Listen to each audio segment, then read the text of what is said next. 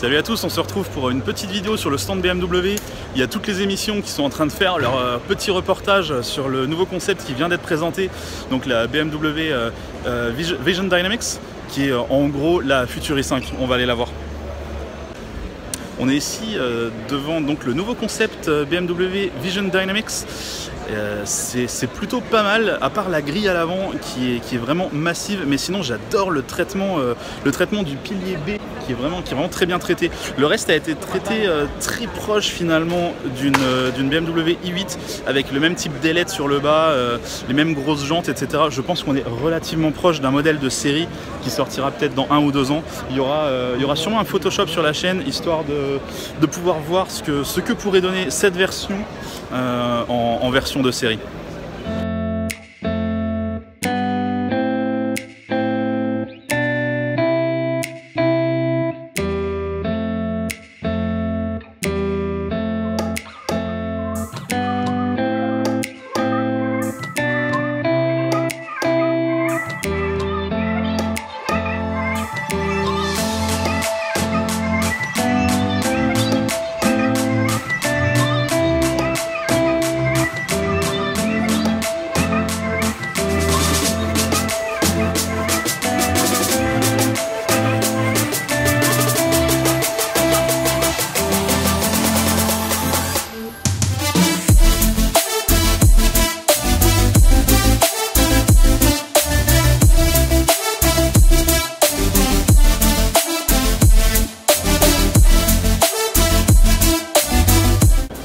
On est ici devant le BMW X7 Concept. Il est vraiment massif, il est immense. Je ne sais même pas exactement ce qu'il sera censé concurrencer, étant donné qu'il est beaucoup plus gros qu'un Q7.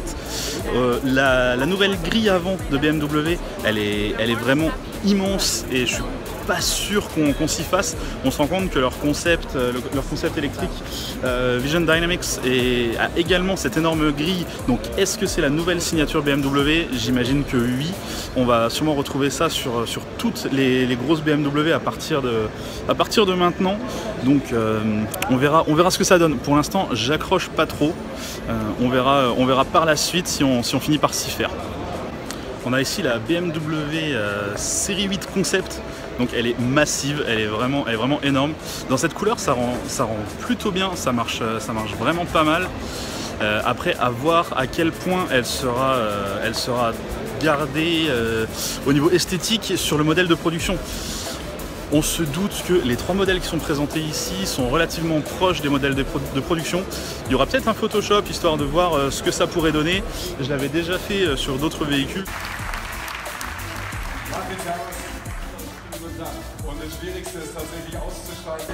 Alors je viens d'assister à la conférence de BMW Motorsport.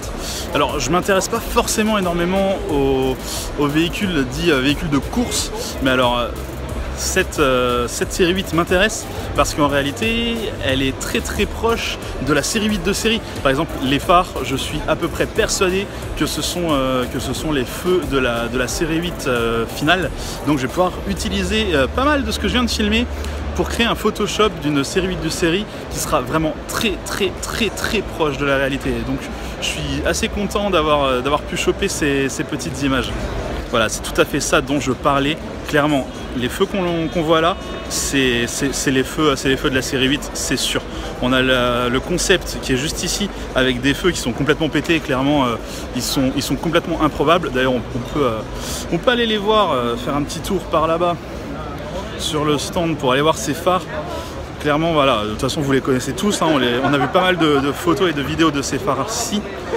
Clairement ces phares ils sont pas réalisables, mais ceux de la série 8 GTE, là par contre c'est tout à fait réalisable et à mon avis, je suis pratiquement sûr que ce sont les feux de la version finale.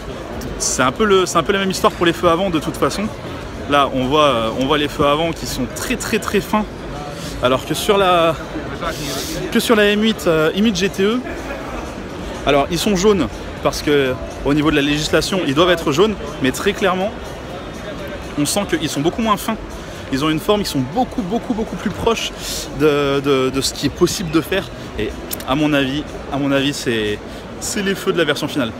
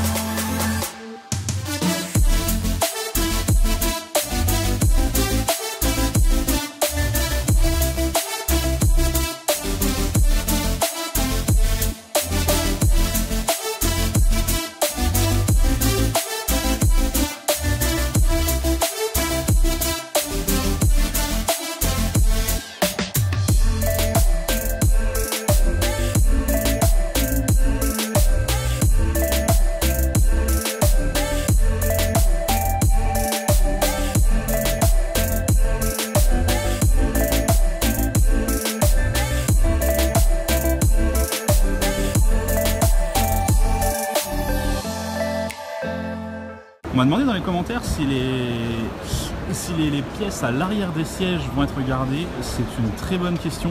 Pour moi, ça fait partie intégrante du concept de la Z4. Pour moi, si ça n'y est pas, ça va pas être aussi esthétique que ça devrait l'être. Par contre, on est à peu près sûr qu'il ne sera pas gardé, c'est l'intérieur bicolore. À mon avis, la clientèle BMW n'est pas prête pour un intérieur de ce type, et je ne pense pas non plus que BMW soit prêt à prendre le risque. Je vois ici des rétroviseurs qui sont très conceptuels, donc clairement au niveau de la législation c'est juste impossible. D'ailleurs sur le Photoshop, ceux-là je les avais changés. On se rend compte que le véhicule a suffisamment tourné désormais pour pouvoir parler de l'avant, donc on se rend compte que j'avais pas changé énormément de choses sur le Photoshop. J'avais changé les phares parce que clairement ces phares ils sont beaucoup trop détaillés encore une fois pour pouvoir être gardés tels quels. Et clairement on ne peut pas intégrer toutes les fonctions d'un phare là-dedans. Au niveau de la calandre, elle est également très travaillée. Autant j'aimerais beaucoup dire que ça va être gardé. Pour moi, ça ne sera pas gardé. Pour moi, c'est une pièce qui est trop compliquée. On voit également qu'il n'y a absolument aucun emplacement pour la plaque d'immatriculation. Donc moi, j'avais simplement pris la plaque Z4 à l'avant que l'on voit sur la lame, et je l'avais remplacée pour y mettre une plaque toute simple. Au niveau des formes, pas mal de gens m'ont dit que ça ne serait sûrement pas gardé parce que c'était très sculpturel et très compliqué. Mais pour moi, encore une fois, c'est vraiment ce qui fait le charme de ce concept, et ça me paraît assez clair que ces formes vont être gardées. Donc au niveau du côté du véhicule, je pense qu'on est vraiment très proche du modèle de production. Voici la nouvelle M5, celle-ci c'est la First Edition, c'est pour ça qu'elle est dans ce rouge bordeaux mat qui rend plutôt bien, ça lui va plutôt bien avec ces énormes jantes noires qui franchement esthétiquement ça marche vraiment pas mal. Donc on a ici les deux haricots en noir brillant qui lui donnent vraiment un effet très sympa. On a une intégration assez intéressante également de la caméra avant, qui permet de voir un petit peu ce qui se passe en infrarouge. Donc ça nous permet de nuit de voir beaucoup mieux. Donc on a le bordeaux, les jantes noires, les étriers de frein en jaune. Donc il y a beaucoup de couleurs. Bon, quelqu'un est en train d'essayer la sono de l'autre M5 bleu. Du coup on s'entend plus. J'imagine que le son est bon. Je sais pas si on achète vraiment une M5 pour le son, mais apparemment si. On se retrouve bien évidemment avec le toit carbone qui est la signature quelque part des modèles M chez BMW. On a également la petite ailette sur l'aile à l'avant, les ailes avant qui sont d'ailleurs relativement élargies par rapport à la M5 de base, et ça rend vraiment très bien.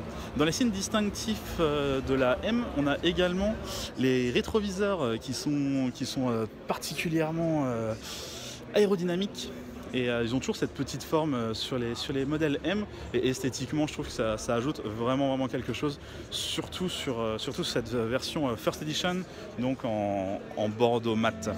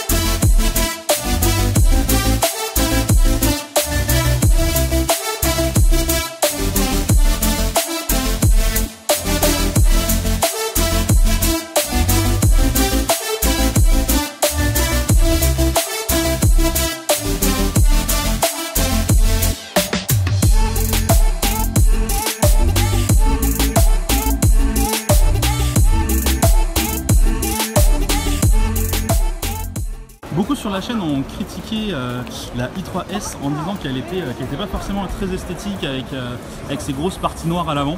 Et c'est marrant qu'elle soit présentée en noir à Francfort parce que quelque part c'est presque assumé que ça fait un peu étrange ces parties noires que l'on voit beaucoup plus sur la rouge par exemple. Il y en a une rouge un peu plus loin, on va aller la voir juste après. Mais j'aimerais quand même souligner à quel point en noir, elle rend vraiment bien. Et une petite voiture de ville en daily comme ça, si on habite en ville, ça pourrait être vraiment pas mal. Surtout avec les performances d'une i3 classique, j'imagine même pas ce que ça peut donner en i3S. On essaiera d'aller en tester une. On demandera à BMW s'ils veulent bien m'en prêter une. Cet arrière est très repris de la i8. C'est assez marrant de voir ça sur une i3. Toujours les mêmes découpes de portes, très caractéristiques de la i3. Ça, on change pas vraiment. Ce qui va vraiment changer, comme je le disais tout à l'heure, c'est ces grosses parties noires à l'avant. Qui font un peu pavé, c'est dommage. Je sais pas exactement techniquement ce qu'il y a derrière, mais alors j'aurais bien vu une petite entrée d'air, même quelque chose d'un peu faux, mais qui aille vers les roues. Et je pense que ça aurait pu être vraiment sympa. Après, il y a peut-être des soucis aérodynamiques qui viennent se greffer là-dessus et qui empêchent la création d'une prise d'air à cet endroit-là, mais je trouve ça un peu dommage. Ok, donc là on est en train de quitter le stand BMW. On va aller plutôt vers les supercars. On va aller voir Ferrari, Lamborghini Action. Donc je vous invite à aller voir cette vidéo également.